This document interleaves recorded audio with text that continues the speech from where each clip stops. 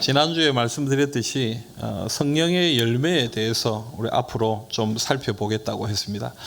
여러분, 성령의 열매가 무엇입니까? 갈라디아서 5장 22절 23절에 나와 있죠. 우리 같이 한번 읽어봅시다. 오직 성령의 열매는 사랑과 희락과 화평과 오래 참음과 자비와 양선과 충성과 온유와 절제니 이 같은 것을 금지할 법이 없느니라. 아멘. 이 말씀은 여러분들이 좀 암송을 하시면 참 좋겠다 싶습니다.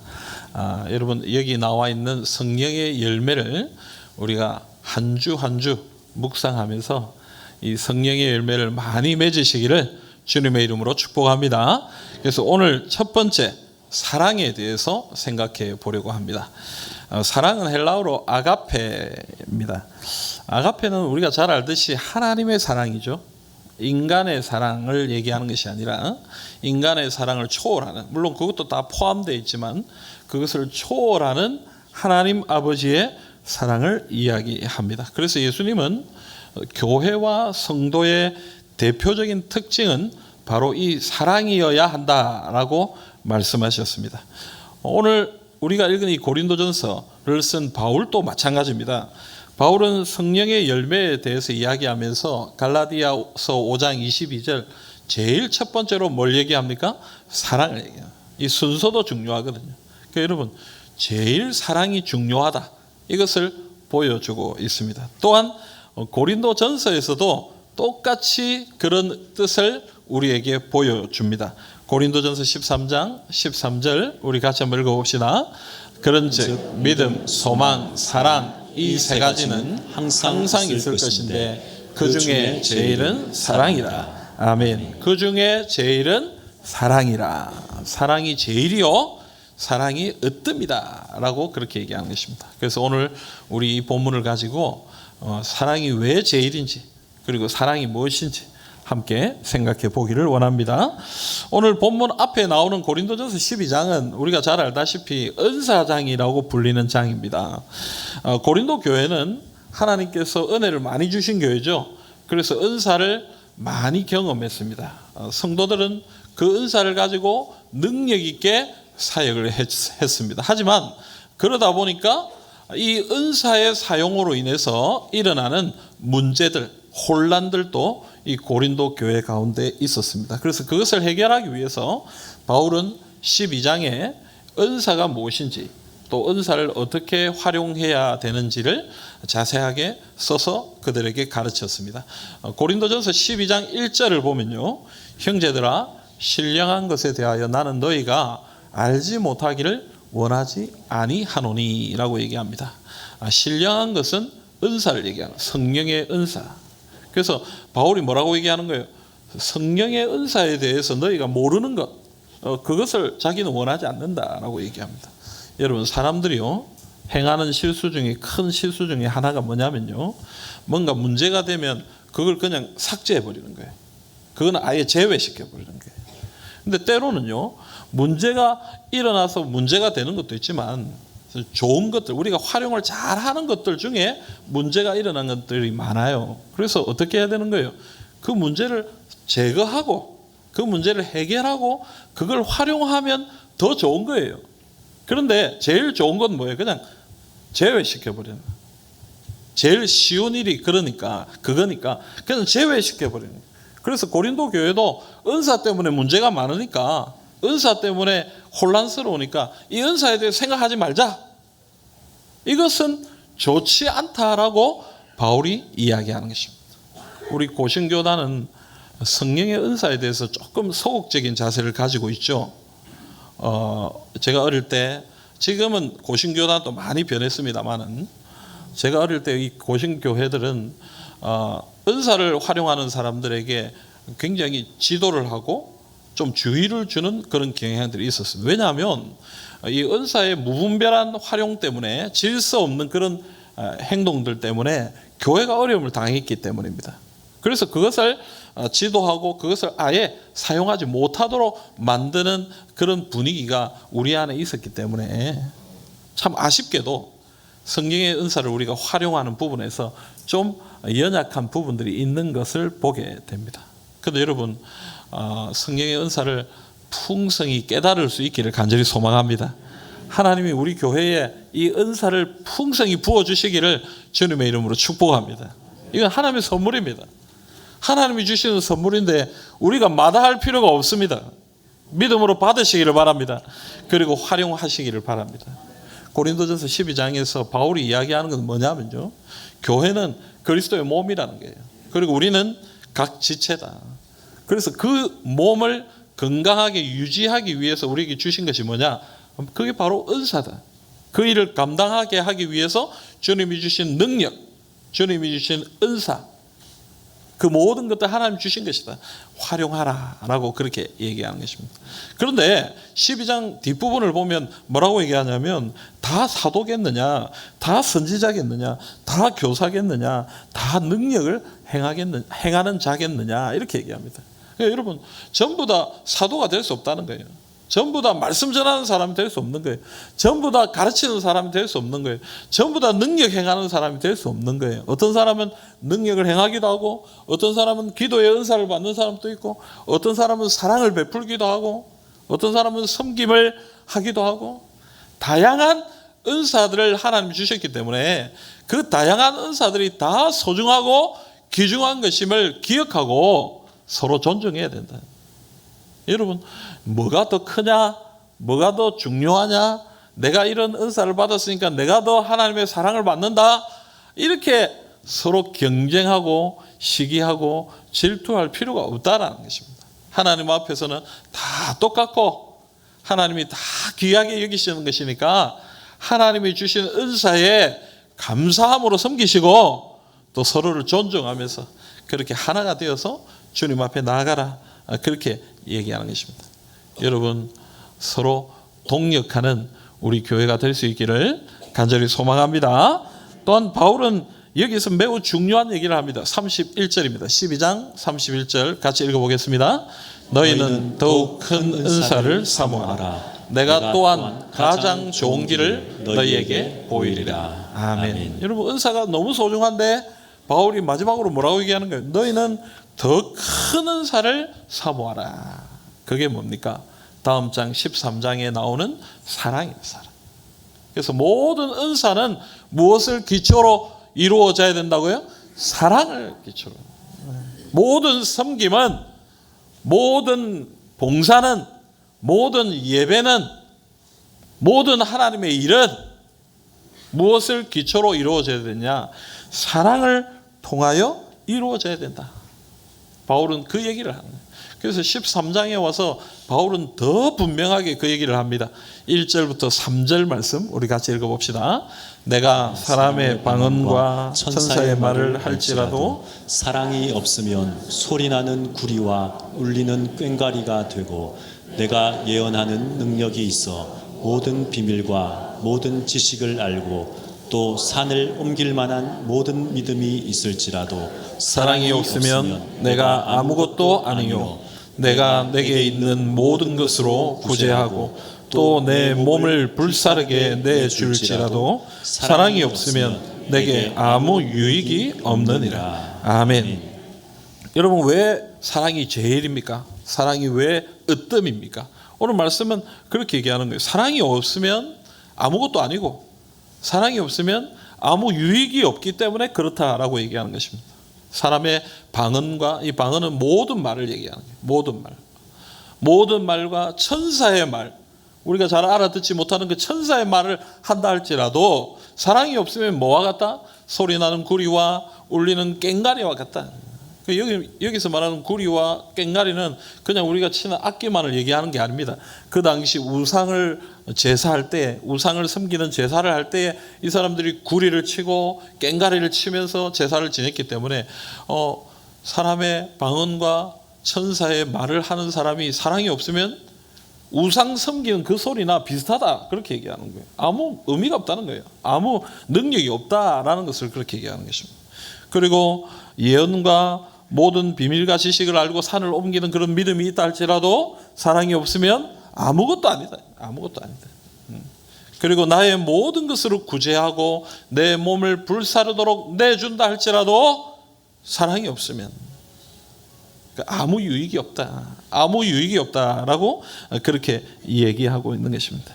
여러분, 아무리 대단한 섬김을 한다 할지라도, 아무리 거창한 어떤 모습들을 나타낸다 할지라도 사랑이 없으면요, 그것은 아무것도 아니고 아무 유익도 없는 것이다라고 오늘 말씀이 그렇게 얘기합니다. 이것을 좀 해석한 책이 있어서 제가 읽어보니까요, 거기에 이런 얘기 나와요. 바울은 사랑이 없다면 우리의 사역에 진정한 가치를 가진 것은 아무것도 없다고 주장한다. 우리는 성공할지도 모른다. 어떤 결과들을 얻을지도 모른다. 찬사를 받고 인정과 환호를 받을지도 모른다. 하지만 하나님과 영혼에 가난한 우리는 아무것도 아니다. 고린도인들을 분명 특정한 은사를 가진 사람들은 대단히 중요한 사람들이라고 생각을 했을 것이다. 그들은 중요하지 않을 뿐만 아니라 사실상 아무것도 아니다. 여러분, 우리가 어떤 은사를 가지고 어떤 능력을 가지고 주님의 일을 위해 헌신하고 봉사할 때에 그 일을 통해서 뭔가 그럴듯한 열매가 맺힐 수도 있다는 거예요. 어떤 결과가 이루어질 수도 있다는 거예요. 어떤 상황이 벌어질 수도 있다는 것입니다. 그런데 뭐라고 얘기하는 거예요? 그렇다 할지라도 거기에 사랑이 없다면, 그것이 사랑을 기초로 한 일이 아니라면 하나님 앞에서 그것은 아무것도 의미가 없다는 거예요. 아무것도 아니다라고 그렇게 얘기하는 것입니다. 고린도 교회 성도들은요, 뭔가 대단한 은사를 나타내는 사람들을 보고, 저 사람 대단한 사람이다. 하나님의 사랑을 받는 사람이구나.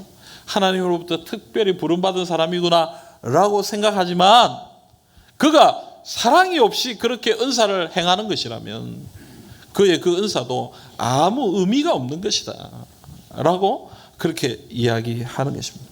그러므로 여러분, 우리가 섬기는 모든 일은 사랑을 기초해야 합니다. 사랑을 기초하지 않은 섬김과 헌신과 노력은요, 아무것도 아닙니다. 그리고 우리에게 어떤 유익도 줄 수가 없는 것입니다.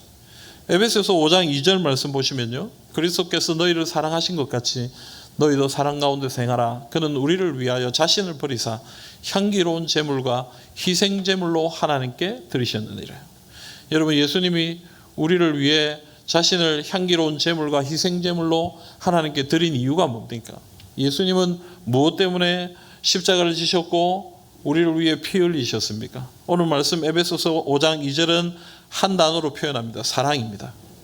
우리를 사랑하기 때문에, 이 땅의 백성들을 사랑하시기 때문에 자신의 몸을 아낌없이 희생 제물로 주신 것입니다. 그의 행동에, 그의 사역의 동기는 사랑입니다. 우리를 사랑하기 때문에 자신의 생명까지 바친 것입니다. 하나님은 왜 우리를 위해 하나뿐인 아들을 주셨습니까? 독생자 예수 그리스도를 왜 우리에게 주셨습니까? 저 하늘에서 이 땅에 내려오게 하셔서 십자가를 지게 하셨습니까? 이유는 안 합니다. 하나님이 세상을 이처럼 사랑하사 우리를 사랑하시기 때문에. 하나님의 행동의 동기는 사랑입니다. 하나님의 사역, 하나님의 행하심의 목적은 사랑입니다. 사랑을 이루시려고, 우리에게 그 사랑을 주시려고 십자가의 구원의 역사를 이루셨다라고 얘기하는 것입니다. 여러분, 우리는 무엇을 동기로 일하고 있습니까? 어떤 목적을 가지고 일하고 있느냐 하는 거예요. 오늘 우리가 이 예배 드리고 있는데요, 이 예배는 어떤 목적으로 드려지고 있습니까? 무엇을 위해 드려지고 있느냐 하는 것입니다. 오늘 하루 종일 여러분들은 각 부서에서 봉사하고 섬길 것입니다. 그 봉사와 섬김은 무엇을 동기로 이루어지는 것입니까? 오늘 말씀은 사랑을 동기로 이루어져야 된다. 하나님을 사랑함으로, 형제자매를 사랑함으로 그 일이 이루어져야 된다. 만약 그렇지 않다면 아무 의미가 없다. 아무것도 아니다. 제가 대학교 3학년 때 전도사가 됐습니다. 일찍 전도사가 됐죠. 청년으로 보낸 시간은 2년밖에 없습니다. 대학 1학년, 2학년. 근데 그때 이제 제가 초등부 교사를 했습니다. 2학년, 3학년. 2년 동안 섬겼으니까 제가 남자아이들 4명 정도 되는 남자아이들 데리고 2년 있었거든요. 2학년 때 만나가지고 3학년까지 있다가 저는 이제 전도사로 갔습니다. 근데 여러분, 남자아이들이니까 참 말을 안 듣습니다. 참 까붑니다. 성경 공부 시간에 내가 말하는 것보다 자기들이 더 많이 말하는 것 같아요.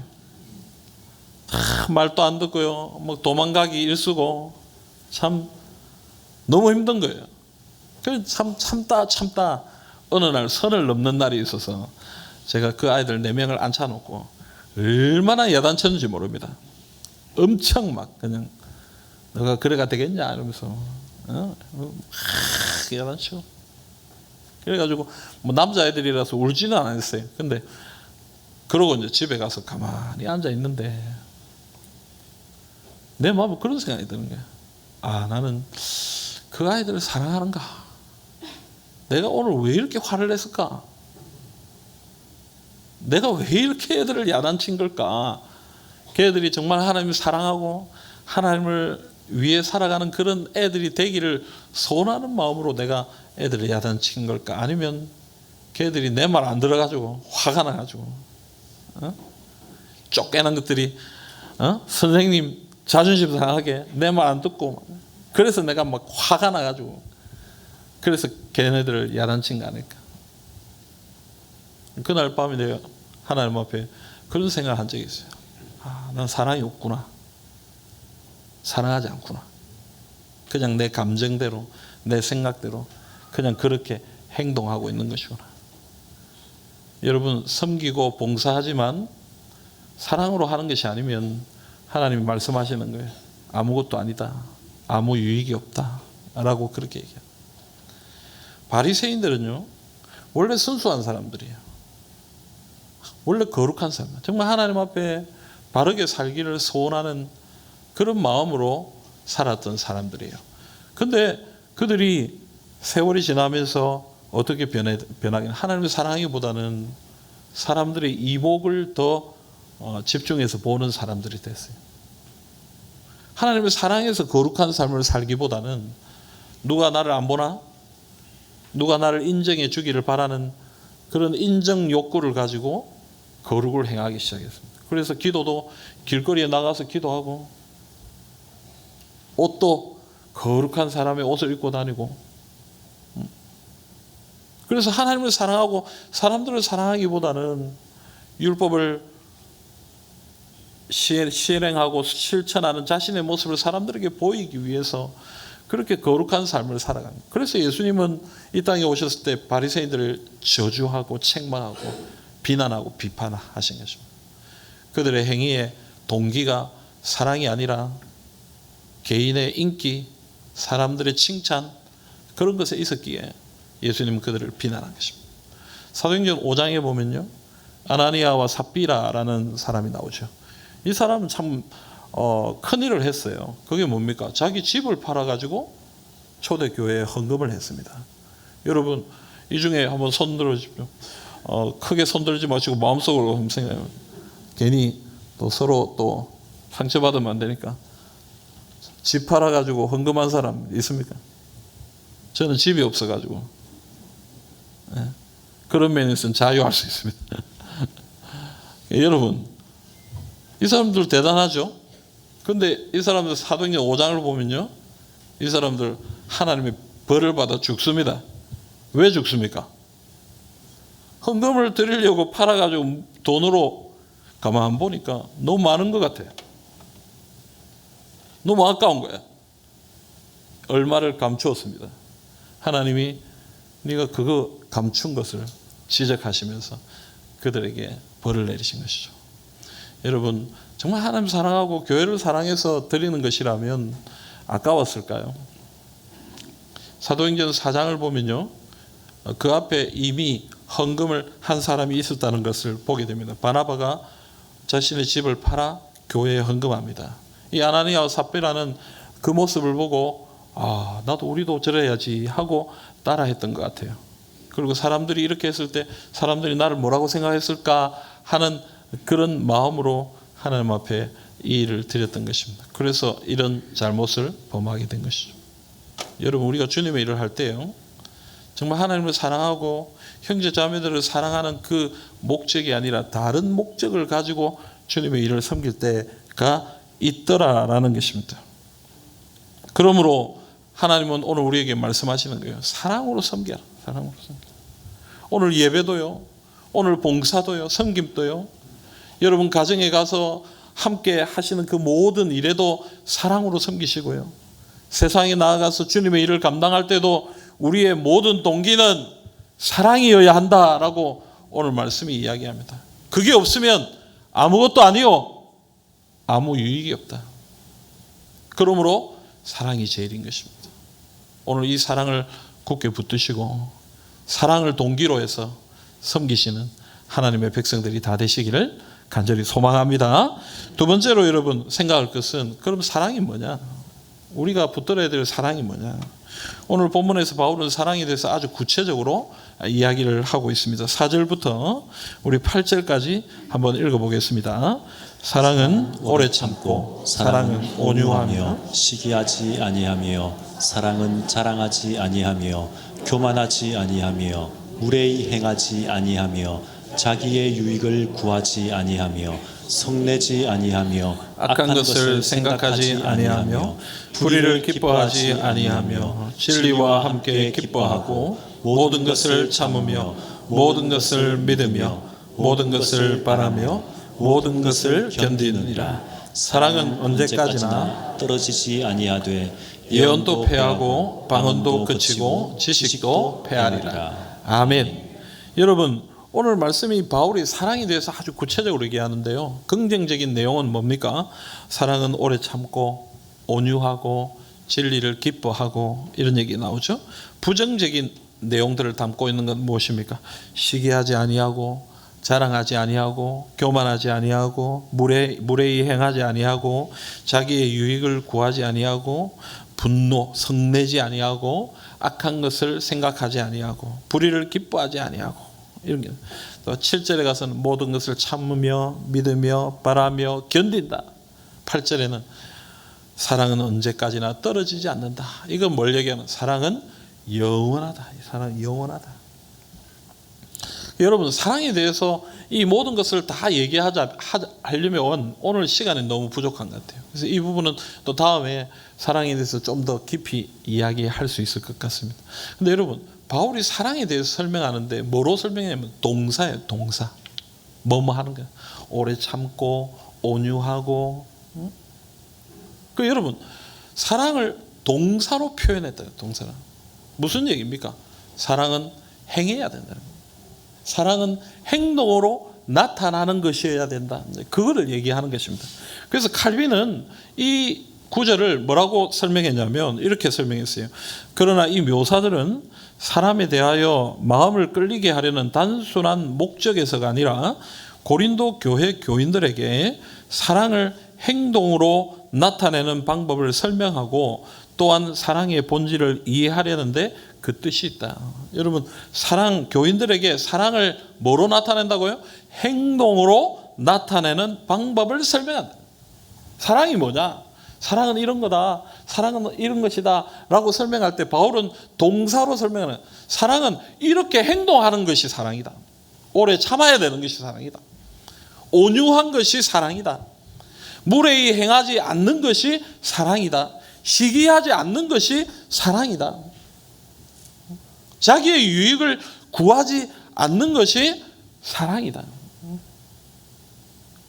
그래서 지금 바울이 이 본문의 말씀을 통해 우리에게 얘기하는 것은, 사랑은 이런 행동으로 나타나야 된다는 거예요. 우리 삶의 행동이, 이 사랑의 행동이 나타나야 진짜 내가 사랑하는 것이고 내 안에 사랑이 있는 증거다. 그 얘기를 하고 있는 것입니다. 사랑하는 여러분, 오늘 우리가 읽은 이 사랑의 내용들을 가만히 보면 이것 사실 예수님의 모습입니다. 예수님은 우리를 향하여 오래 참으셨습니다. 여러분, 제자들을 한번 보십시오. 제자들은 참 답답하죠. 예수님 함께 있었지만 능력을 행하지 못했습니다. 귀신 들린 아들을 데리고 온 아버지의 부탁을 들어주지 못했습니다. 예수님이 그들을 향해 그래 얘기했습니다. 내가 언제까지 너희와 함께 있어야 되겠냐. 참 답답한 상황입니다. 그러나 그럼에도 불구하고 예수님은 그들을 오래 참아주셨습니다. 심지어 자신을 저주하면서 3번이나 부인한 베드로를 향해서도 예수님은 참아주셨어요. 오래 참으셨어요. 네가 나를 사랑하느냐 물어보시는. 예수님이 그렇게 하신 이유는 무엇입니까? 사랑하셨기 때문에 그렇습니다. 사람들이 예수님을 자신의 왕으로 모시려고 할 때 예수님은 교만하지 않으셨습니다. 자신을 자랑하지 않으셨습니다. 하나님이 계신 그곳으로 혼자 산으로 들어가셨습니다.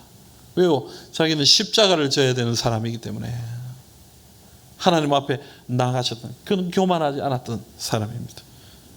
예수님은 우리를 위해 자기의 유익을 구하지 않고 자신의 모든 것을 쏟아 부어주셨습니다. 십자가에서 몸 안에 있는 피와 물 모든 것을 쏟아 우리를 위해 죽어주셨습니다. 그 예수님은 우리에게 이 사랑의 모습을 보여주셨다. 내가 너를 사랑한다 라고 그냥 그렇게 말한 것이 아니라 예수님은 사랑을 오래 참음으로 보여주셨습니다. 온유함으로 보여주셨습니다. 십자가로 우리에게 보여주셨다는 거예요. 그러면 우리도 마찬가지예요. 우리가 사랑한다면, 이 사랑을 가지고 살아가기를 원한다면 어떻게 해야 되는 거예요? 우리도 예수님처럼 살아야 된다. 예수님처럼 사랑하면서 살아야 된다. 물론 우리는요, 사랑을 잘 할 줄 모르는 사람들이에요. 우리 안에 사랑이 없다는 것을 자주 깨닫습니다. 하지만 우리는 사랑할 수 있습니다. 왜 그렇습니까? 요한일서 3장 16절 말씀 우리 같이 한번 읽어봅시다. 요한일서 3장 16절입니다.